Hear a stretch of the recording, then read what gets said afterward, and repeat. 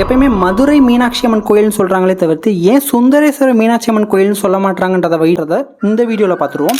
So முதல் பெண்ணரசி யாருன்னா அது மீனாட்சி அம்மன் தான். ஸோ அப்படி இருக்கப்போ ஒரு ஸ்ட்ராங் அண்ட் போல்டாக இருக்க ஒரு குயின் வந்து சிவனை வந்து திருமணம் முடித்த பிறகு சிவனை வந்து கைலாயத்துக்கு வந்து மீனாட்சி அம்மனை கூப்பிட்டப்ப அப்போ மீனாட்சி அம்மன் வந்து சொல்லியிருக்காங்க, பிறந்து வளர்ந்தது எல்லாமே மதுரை தான். ஸோ அப்படி இருக்கப்ப நான் மதுரை மக்களை வந்து யார் பார்த்துக்கிறது, ஸோ அதனால் நீங்கள் வந்து ஏன் கூட மதுரையில் இருங்க அப்படின்னு சொல்லியிருக்காங்க மீனாட்சி அம்மன்.